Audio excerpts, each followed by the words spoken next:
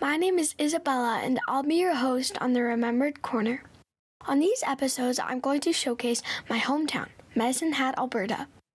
Medicine Hat is a place that's very near and dear to my heart. It's where I was born, and it's where I call home today. And I'm excited to share with you some of the reasons why I love it so much. Whether you're a lifelong resident of Medicine Hat or just discovering it for the first time, these episodes are for you. So sit back, relax, and enjoy. On this episode, I return to Medicine Hat Historical Clay District to speak to a local pottery artist. Lisa takes me through the steps involved to recreate some of the pottery that was wildly popular in Medicine Hat, using tools from over 100 years ago. In the west of Canada, you will find the province of Alberta, which is one of the three prairie provinces. Alberta is renowned for its natural beauty and boasts 6 UNESCO-designated World Heritage Sites. Located in the southeast corner of Alberta, you will find the city of Medicine Hat. It's not uncommon for smaller cities or towns to be overshadowed by larger cities. Medicine Hat, Alberta is no exception. However, this doesn't mean that Medicine Hat is forgotten. It is a vibrant city with a rich history, culture, and natural beauty. I want to showcase some of the many attractions that make this place special on these episodes. While it might not receive as much attention as larger cities, Medicine Hat has much to offer and should not be forgotten, but instead remembered. Hi everyone, welcome back to another episode, and today I'm here with Lisa. She makes all the pottery here and she works in the production studio. Today we are going to be talking about what she makes, what she does, and her job. So, welcome. Thank you. You're welcome.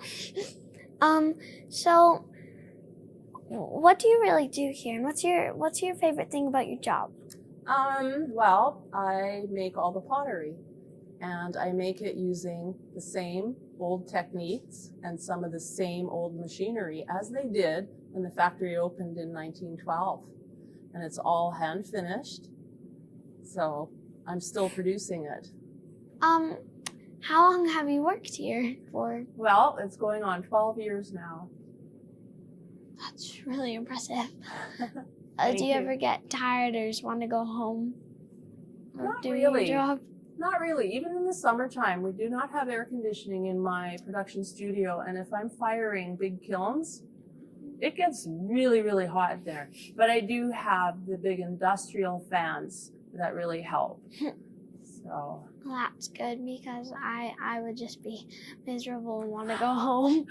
it's not that bad, but it does get very, very hot. Okay. But it's the best place to work in the wintertime when it's minus 30 out. Let me guess, it's really hot in there. It's nice and warm.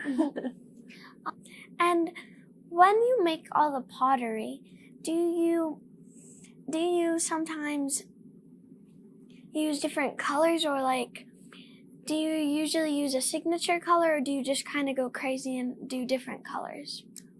Well, I stick to the traditional colors, but sometimes I like to go crazy and do different colors as well. And as you were saying before, you still use a couple of the old machines. Yes. Can you name them? Okay, well, this one right here behind me is called the Weeks machine. And it's called the Weeks machine because it was named after the inventor, Charles F. Weeks. So this machine here is a form of what they call jigging or jiggering. And this machine is dated at 1908. They made the 5-gallon crocks on this one back then, and I made this one on the very same machine.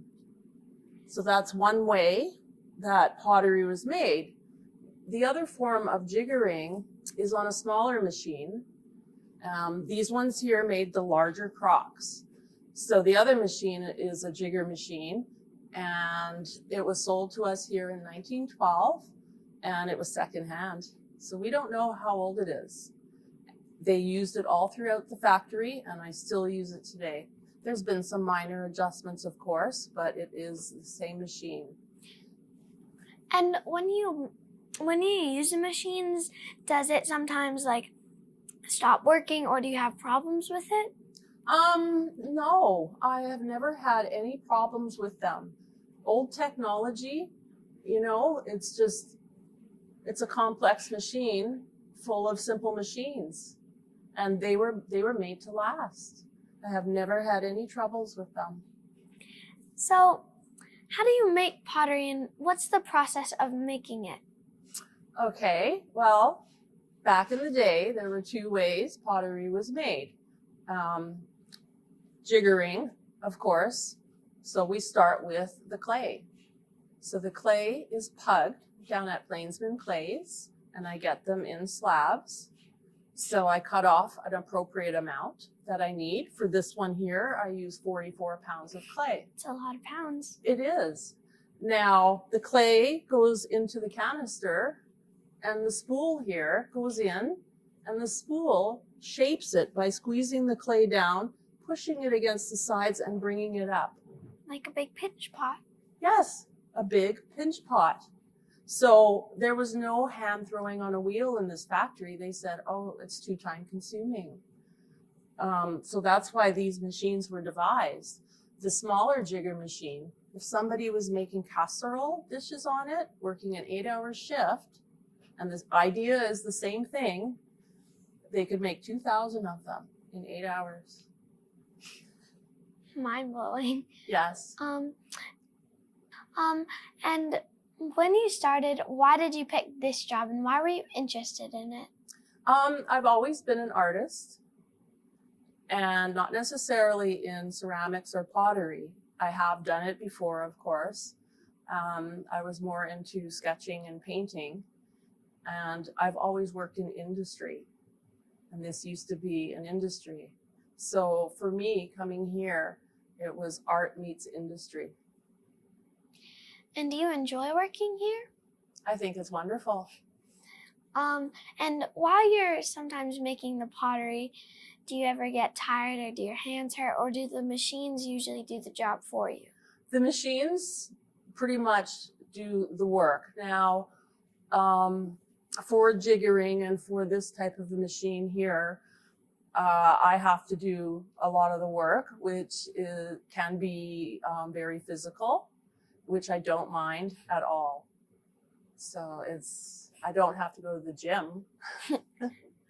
I get my workout here. Is it usually hard to do it while you're using your hands? No, it's actually not very hard at all. Like I said, there is a little bit of labor involved, but that spool is what's doing the work inside here. And when it comes up, Mm-hmm. do you usually straighten it, or do you like trim it down, or what do you do to get it perfect? When it comes up and the clay is coming over, it's not going to be even, it'll be wobbly. So I do take a wire and I cut it off to make it completely smooth. And then this is on a pulley system. So I will pull it out and it will come out like this. But this one's dry, so it's not a brand new made one. And at that point, there is a little bit of trimming involved. Now, there will be tar paper around it, and that's because we do not want the clay sticking to the metal. This section here, when it's in here, I have to use an oil so it doesn't stick. So then I peel the tar paper off, and this is usually smooth. And when you put on the oil in the inside, Yeah. is it like regular baking oil, or is it a special clay oil? I've been using WD-40, but I'm thinking of switching to something like baby oil or an olive oil or something like that. I have olive oil in mind. Thanks. Okay. So when we're talking, there's usually a lot of pottery around here, and there's a lot of artists, but do you know really why they come here? First of all, this whole area down here is the historic clay district. There were other places like Highcroft, China, National Porcelain, Medicine Hat Potteries. So this whole area was a pottery hub. And artists come from all over the world to do a residency program here at the center. It's a state-of-the-art facility. So it's just this whole area. People, they come here and they're just fascinated by all this. So a lot of people, artists, want to do, a residency down here. Well, We've had artists from all over the world. Yeah, there's a lot of pottery here, so I would get that they would be interested in doing it here because it opened. When did it open? This right now, what we do, I believe it was in 2007, and it wasn't complete yet. It didn't look quite like this yet. But the first to move over was my production studio. And that's where you make all the clay, right? That's where I make all the pottery, all the different crocks, like the smaller ones, and all the different bowl sizes, casseroles, bean pots. The mug is a jiggered mug, but the mug has a handle. And you can't, when you jigger, it has to be completely symmetrical, right? So you have to attach it? The other way pottery was made, slip casting. And that's liquid clay, which I make here, and it's poured into molds. So the handles are poured into molds, and some of the molds I'm using are still originals from back in the day. And you're right, we have to attach the handles on afterwards. Now, slip casting was used for anything that wasn't symmetrical. Vases, oddly shaped things, teapots, cream and sugar bowls, things like that. So you usually use molds? Yes, the molds are made out of plaster, and it absorbs the water and moisture from clay. And when you're using the molds, does it usually take a day, or how long do you usually keep them in? It technically should only take 15 to 20 minutes to cast. It's not a lot. And then usually you dump the rest of the liquid clay out. That's what gives you your hollow form. It sits now. The mold is still absorbing the moisture in the clay that has built up. So the clay begins to shrink. So within an hour or so, you can take it out of the mold. It gets trimmed up a little bit because the mold has either 2 pieces, 3 pieces, some are 4 pieces. There's going to be seams. They get cut off. Then that piece will sit overnight. The next day, it will be completely dry. Gets trimmed up again to make sure there's no flaws in it. And then it's ready for coloring and stamping and into the kiln. It's very, very quick process for that. Wow, that's really interesting. And when I was looking in the production studio, I saw one of Lisa's artwork, and I was really interested because, well, I didn't know what it was. And little toe, I'm guessing it's a foot, had the 2 eyes and the eyebrows. Yes. So sometimes some things fall out of the mold by accident, and then they hit the floor and get squished. So I like to turn them into something else. And that's what you saw sitting over there. I made great. A little face out of it, and it has teeth. And yeah. I thought it was a foot because it kind of looks like a foot. It does kind of look like a foot, but that's the way it fell on the floor when it came out of the mold. It was supposed to be a 1/4-gallon crock. Okay. So when you're working here, do you like it? And have you ever had any major accidents? I do like working here. It's a lot of fun, and it's just fun. What I also really like too is while I'm making the pottery for the gift shop and for custom wholesale and retail orders, I like to experiment and make some other things, just like the one you saw. Because it just makes it fun to open the kiln the next morning. There's my piece. I have not had any major accidents. No, not at all. So since you brought up the gift shop, like when you put all of your stuff in there, do you sometimes is there a whole bunch of different stuff? Like can you find Crocs, or do you have to buy them from the production studio? Do you have stuff that you sell in the production studio, or do you just sell stuff in the gift shop? So what I make in the production studio goes out to the gift shop. In the gift shop, we have an area section of everything that I've made, which is the traditional things, the Crocs, the casseroles, the different bowl sizes. Sometimes some of my own works end up out there as well. And also the artists that come from all over the world doing a residency, we sell their stuff too.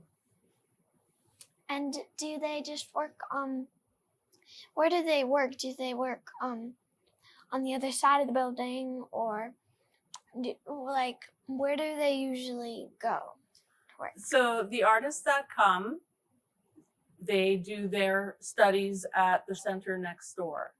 It is attached to our building, and that is the International Artist in Residency program over there. So most of them do the hand throwing on a wheel or sculpting, slip casting. So that's where they do their work over there. They have kilns there that they can fire in. And once they're complete, they select what they would like to sell in our gift shop, and it goes onto our shelf, and they like that. So when the people come here, do they usually look in your production studio, or do you give them a bit of a tour? There are guided tours and self-guided tours throughout this facility, and they can come into my production studio and see what's going on in there. A lot of times I'm using the old jigger machine, or I'm at the wheel trimming, or I'm coloring up front. So they do get to see some of that. And if they have any questions, I'm there to answer them as well. And do you have a partner that you kind of collaborate or do stuff with? I have a part-time permanent person that is now working in there with me. She works 3 days a week. Do you have anyone else that kind of works with you? No, but I do hire for summer students. And do they have to have a certain age, or can it be any age? Because I would like to do that. It is fun. Some of this is for the summer students. It's usually done on grants, and some of the grants you could be 15 years old, 15 to 30 years old. It depends on the grant, and they have their own stipulations for it. A lot of the students that I have hired for summer have come from the Medicine Hat College, and they're in one of the arts programs, and they usually have done slip casting already. So that's a good start. Yeah. Okay, and if someone was interested in this work, how'd they get started? Well, they could be in an arts program and learning some of the ceramic techniques and everything. To be truthful, I was not in that type of program, but I've always been an artist, and I'm a hands-on person. So I think if you show interest and you really like working with clay and you want to learn about it, that's a really good start. That's what I look for as well, even if they don't have experience. So I learned on the job pretty much this type of technique, and it was handed down from a man that used to work in this factory way back then when it was still running. When we came here, when it opened, our studio was running in 2007, he was here jigging, and it was actually handed down from someone that worked in this factory. Well, that's really cool. Yeah, so now I get to hand it down. Well, thank you for all your time. I really appreciate having you on my episode, and I hope that we can talk again soon. So thank you. And thank you. Bye. Bye. Let's go into my production studio. Whoa. There you go. Thank you. So you can come under here. So this is where, as I was talking about earlier, the slip casting is done in this area over here. And you can see some slip cast items on the table over there. This machine here is the jigger machine that I was talking about that was sold to us in 1912 secondhand. They used it in the factory all throughout. I still use it today. So this is the one that makes the smaller crocks, and there's bowls and different bowl sizes. The casserole I was telling you about, where someone could make 2,000 in 8 hours, would be this item right here. That would be a lot.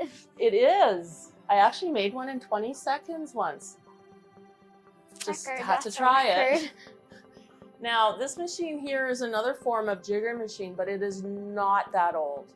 This one here makes lids for all the different size crocks, for the casserole, the bean pot lid. So this one would be about from 2001. And is this, and it was first made, and then that's when it got painted, and then is this glazed? Yeah, so this one here is just dry clay.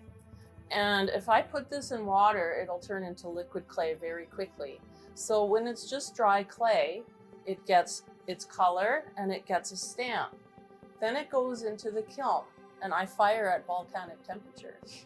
When it comes out of the kiln, this is what it's gonna look like. Here, knock on it. So it's like rock now, okay? But this is porous, like a sponge. So if I put any liquid in here, it's gonna seep out. So we need to seal it. That's right, it's not food safe. So I make a glaze here, and glaze is liquid glass. It gets dipped in the glaze. Now it goes back in the kiln at an even higher temperature, and it comes out looking like this. And this are the same color. Once you glaze it and have a higher temperature, it just really pops. It looks like it kind of shrinked a little bit. It did. I'm glad you noticed that, because from the whole process, it shrinks 13 to 15%. Oh yeah, and this one's a little bit bigger too. Yes. Are these all different, but in the same size? And made out of the same machines? Yes, this is the mold for it that goes into the jigger machine. So it's even shrunk from this. So this is where the clay will go in, and the profile blade will come down into it, and just like the Weeks machine, it will cut the inside, push the clay down, squeeze it up the sides. Whatever comes out, I trim, and then that's what it looks like. And it goes through the whole process. And you use a wire, right? Yeah, I don't really need to do that with this one though. I use a tool, one of the tools that was found left on the property, just to trim it. So all I do when it's spinning is put the tool here, and it trims off the excess clay. And you put it in like a bowl so it will spin around? Yes, right over here. This right here can spin. Back in the day, they had to pump a pedal. There was no electricity to get this to spin, but I have a switch now so that's one of the minor adjustments to make it spin. Yeah. That's kind of cool. So this stamp here is one of the original stamps that were used. And what I put on the bottom now is a historic clay district stamp. That tells people that it was made recently. Some people do collect it or have old pieces that could be 100 years old. So having the historic clay district stamp tells them, it's not 100 years old, or it was recently made. That's pretty unique. And in the background, you can probably see all the clay and pots and plates. Are there some molds back there? These are all molds over here. And then on that shelf right there, these are 10-inch bowls and some 8-inch bowls that have just come out of the dryer and been looked at and sponged down. So they're ready for me to put on the wheel and color them up. And do you just put it on, do you use a brush or do you just use your finger? I use household sponges that I cut teeth into to give it a spiral design. And then I'll use this side if we're not doing a spiral, but just putting a band color like the casserole over there. So I just cut ordinary sponges to do my coloring. I want to work here when I'm older now. Good, I'll hire you. So thanks for watching, everyone. Bye. Thank you, Lisa.